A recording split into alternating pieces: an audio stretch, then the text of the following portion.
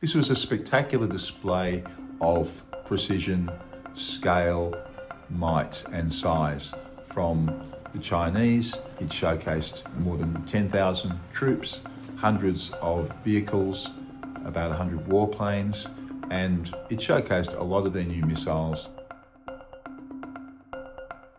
The great rejuvenation of the Chinese nation is irresistible.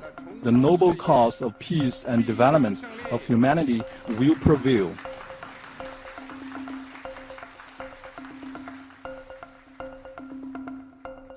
So what was some of the new technology that we saw on display in Beijing? Firstly, we saw the new class of intercontinental ballistic missiles, dubbed DF-61. This is a successor to the previous one, dubbed DF-41.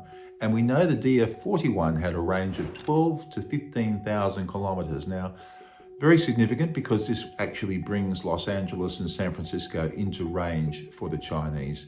The DF-61 has not had its capabilities explained publicly, but we can only imagine it would be a longer range, and it does beg the question as to whether Australia would come into that range. The other very edgy and strong development for the Chinese is the growth in sophistication of their anti-ship missiles. These are the missiles they fire to try and destroy enemy ships off the coast of China. And of course, that is aimed at the US Navy, at being able to sink aircraft carriers and naval vessels with these missiles. The newest one they have is called YJ-17. It's a newer version of the DF-17. That's a medium-range ballistic missile with a hypersonic glide capability. And this is one of the real strengths of the Chinese military in recent years, this capability, and it's certainly one which really does worry the US Navy, especially, of course, in the contingency of having to try to defend Taiwan from any Chinese attack, because US naval ships will be very vulnerable to this sort of weaponry. In the air, the Chinese boasted their J-35, flew as part of this parade.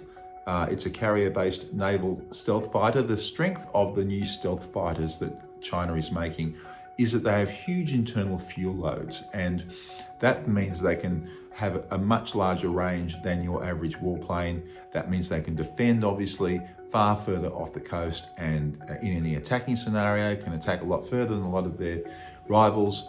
They're certainly coming up to speed, the Chinese, very quickly with their air force, which used to be quite antiquated. Now, another very interesting debut, if you like, from the parade was the official revelation of extra-large undersea drones.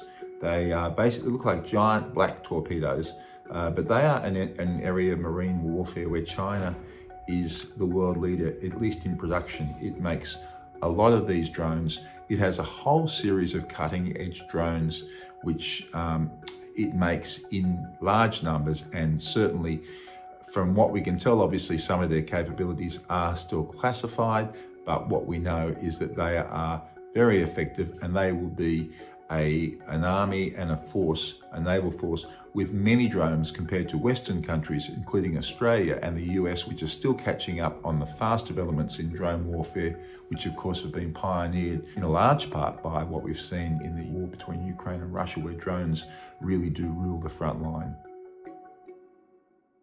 We don't know if it all works. The Chinese are not battle hardened. They don't have a great record of telling the truth about the availability and workability of much of their equipment. But the bottom line is that Chinese military is much more modern than it's ever been. This display was clearly calculated by Xi Jinping to tell the world that the Chinese military has grown up, and the world needs to take notice that he is a serious player. China is a serious player in world affairs. And to try and reinforce that, he got a whole bunch of the world's despots to sit in the stands and cheer him on. So this was a very interesting, large propaganda exercise by the Chinese. Xi Jinping will be very happy with the way it went off. It seemed to go off without a hitch.